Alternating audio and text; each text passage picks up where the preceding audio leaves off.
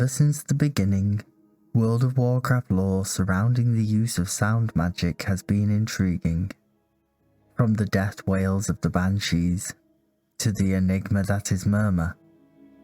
They have actually left us a lot of breadcrumbs as to its nature. So let's explore them together, and stay to the end to hear our theory on how all this magic works. Don't forget to like and subscribe, and come, take a seat by the fire. Any good speculation on the nature of sound magic has to begin with World of Warcraft's most enigmatic elemental ever introduced, Murmur. For those who need a brief refresher, we encounter him on the shattered world of Outland. His mere entrance into the world, summoned by the Shadow Council orcs, caused untold devastation. He is the one responsible for the destruction of the area that we now know as the Bone Wastes. While only a dungeon boss, he is likely one of the most devastatingly powerful beings we have ever faced.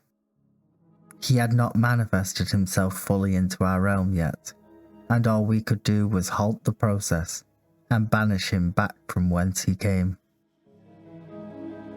He is, for all intents and purposes, an elemental of sound, and the only one we have encountered, as far as we know. His manipulation of magic, however, can be seen in other areas. This leads us to the banshees. An obvious one to look at is Sylvanus, especially during the BFA opening cinematic, when we see her truly unleash her scream. As we even see in game ourselves, when we encounter banshees, they use their screams to inflict harm, much in the same way as Murmur. Before we explain how they are actually using the same principle in different ways, however, further exploration in other areas of sound magic are needed. This actually leads us to Pandaria, to the awe-inspiring power of the Divine Bell. This bell was a creation that dates back to the reign of Lei Shen, the Thunder King. After overwhelming the Keeper Ra and imprisoning him, his flesh was cut, and from these hunks of the Maker's flesh, the bell was created. It is only fair to remind you that the power of the old god Yasharaj was also said to be used in its creation, although we are unsure how. This is likely why when wrung it recreates the same emotions that fuel the Shah across Pandaria: hatred, anger, fear, and doubt. However, while this explains the effects, it does not explain how. I know a lot of questions are starting to pile up at this point, and I do promise some explanations are coming. But to draw any real conclusions, we need to look at the entire body of evidence. Let's look at another area where sound magic or manipulation is prevalent. This is of course in Bastion, and the bells used by the Kyrian.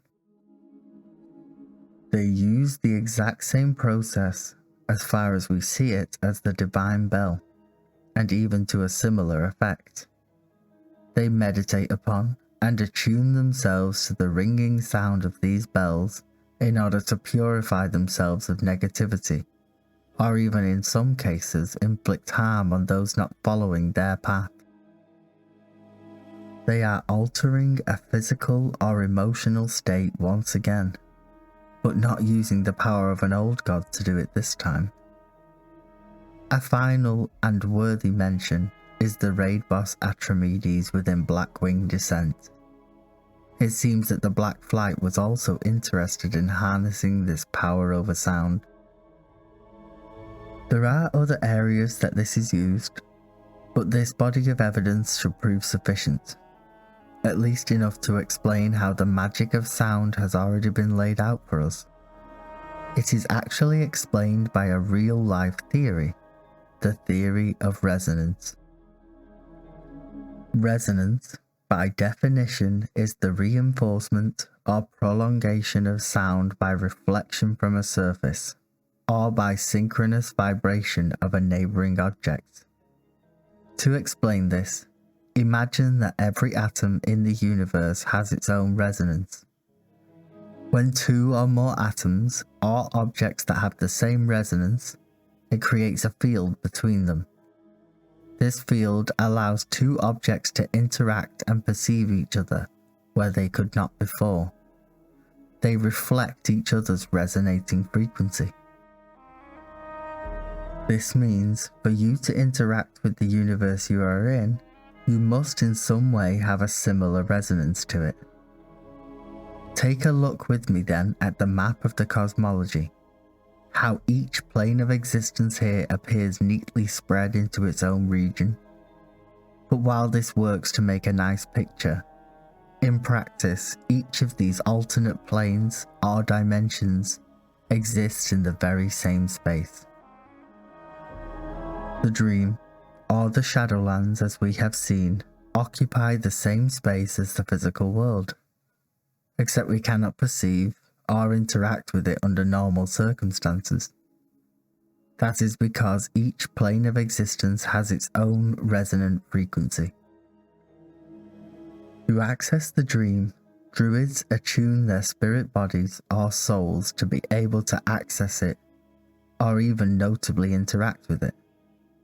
The moments when untrained mortals access the dream, often through portals and requiring an unbelievable amount of magic, it always appears confusing.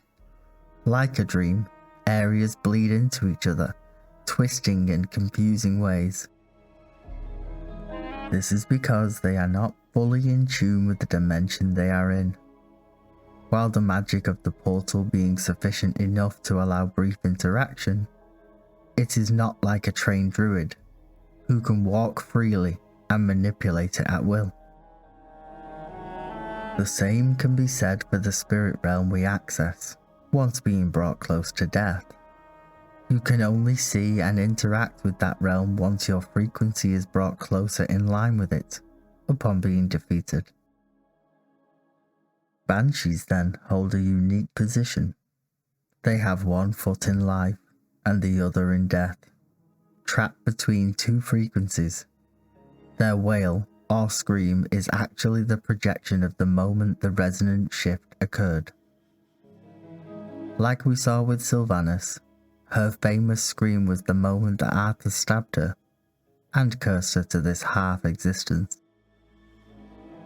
When they unleash it, they are actually shifting the area around them, albeit briefly, to the frequency of death.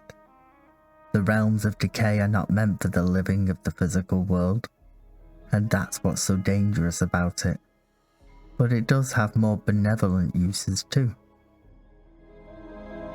When you look at Kyrian imagery and rituals, the use of the bell is prevalent, because as we have seen, resonance is of the utmost importance to their duty. To be able to reach the physical realm, they would have to train to be able to shift their frequency. To do this would require their spirit to become more malleable, a blank slate if you will. This would explain the necessity for purification. The ability to affect an emotional state is also explained by this shift in dimensional resonance. We have known for some time that the elements of WoW are aligned to specific emotions. If the resonance was, say, shifted to the plane of fire, you could expect tempers to rise, anger, but also passion and courage. Pandaren people probably have the most knowledge of this from all of the races. When they encountered the Divine Bell, they built the Mallet of Harmony, a device to alter the resonant frequency of the bell to bring it back in line with the physical world, where all the forces are in perfect balance.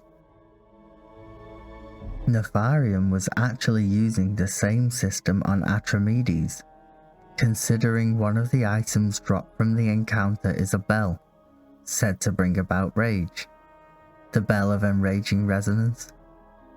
Perhaps Atramedes' anger and darkness was not all of his own making. Was he evil because the alignment-shifting experiments done to him? So to try and be as succinct as possible and put the entire theory together, each plane or dimension exists in the very same space, connected but unable to interact or perceive each other. Just like the tuning of frequency on a radio, sound can be used to shift between these realms. Depending on what station you listen to, produces a different effect, from the purifying light to the destructive chaos. Honestly, this theory just makes Murmur all that more interesting. Could there be a dimension we don't know about, a plane of sound, where all the resonant frequencies are stored and altered? Quite possibly. Could we see Bard, or perhaps a new class that wields sound in the future? I mean, who knows? Paladins right now have an ability called Divine Toll that actually does this. But I do hope this theory resonated with all of you, and you can see the possibilities that it opens up within the greater story of Warcraft. Oh, and don't forget to come back anytime.